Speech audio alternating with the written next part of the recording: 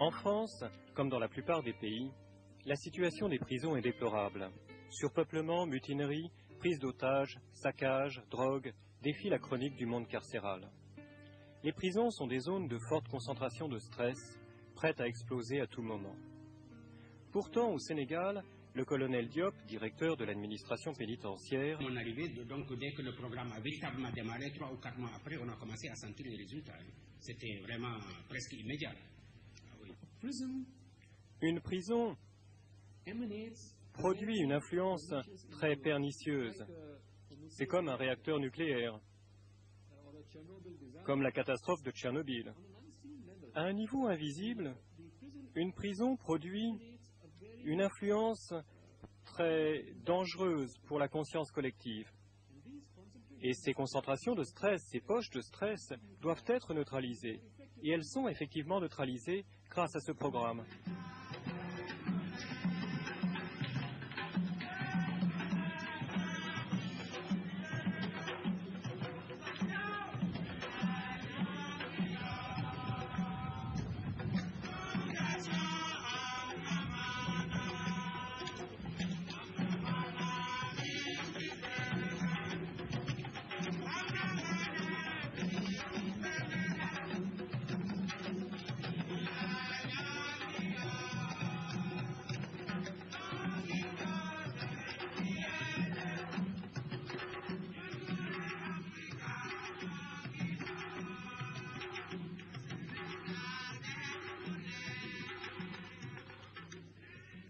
En 1986, M. Abdou Diouf, président de la République du Sénégal, reçoit une délégation de l'Université européenne de recherche Maharishi, plus simplement appelée MERU.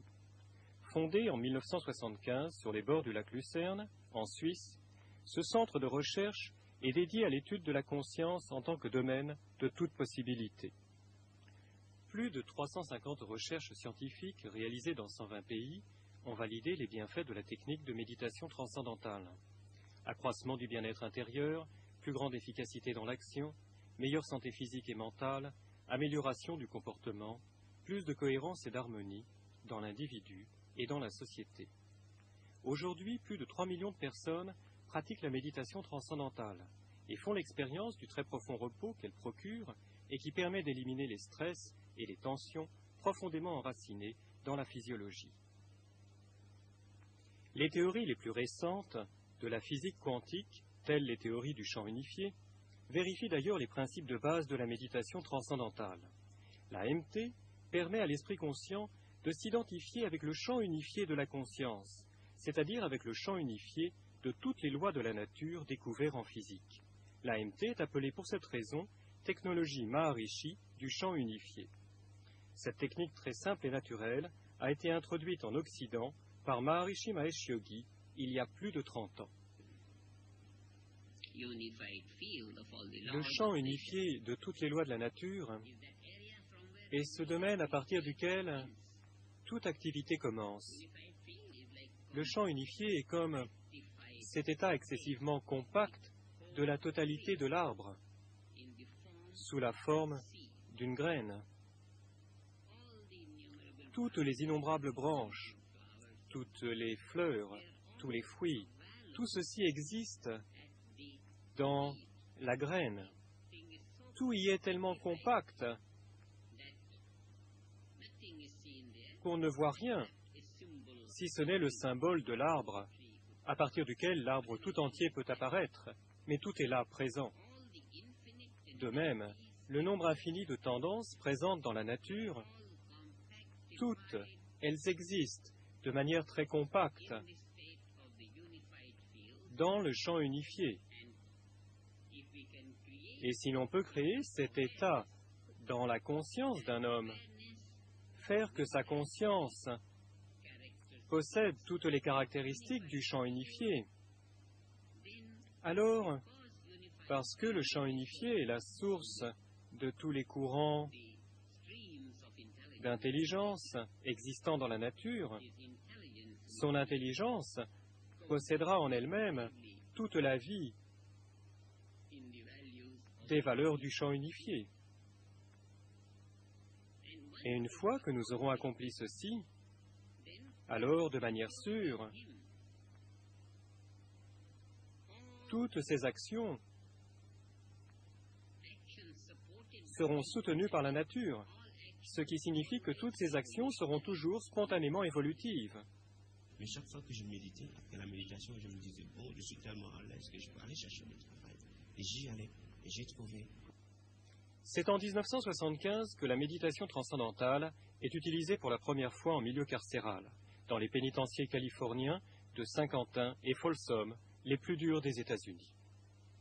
Les excellents résultats, validés par de nombreuses recherches scientifiques, ont été confirmés par la suite dans plus de 100 établissements pénitentiaires du monde entier, Sri Lanka, Espagne, Brésil, Philippines, États-Unis et dans beaucoup d'autres pays.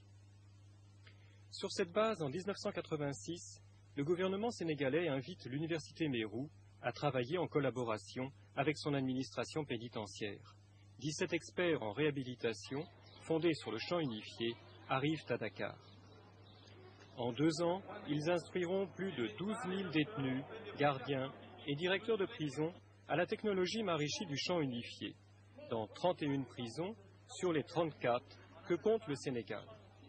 Pour la première fois, la totalité du système pénitentiaire d'un pays adopte cette nouvelle approche de la réhabilitation et de la réinsertion sociale des détenus. Meru nous présente un programme qui fait que la personne soit consciente d'elle-même, que la personne se rectifie, que la personne replonge en elle-même, se ressaisisse. Or que le programme que nous présente, je ne dis pas le gouvernement, mais les gouvernements, c'est un programme de répression, qui veut que quelqu'un qui faute, qui soit fautif, paye.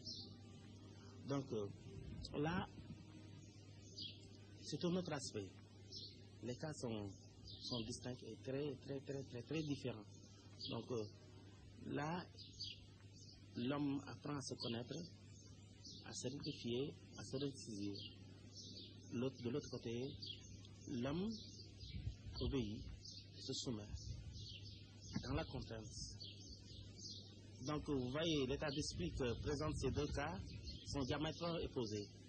Ce qui veut dire que à chaque fois que le détenu est dans le premier cas, c'est-à-dire de la contrainte, a toujours tendance à se rebeller, à se libérer. Donc il est toujours constamment en rébellion.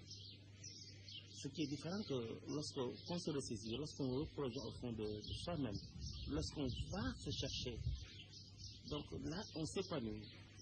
On est en pleine conscience du cas où l'on se trouve. Donc là on n'a pas besoin d'être violent pour s'exprimer.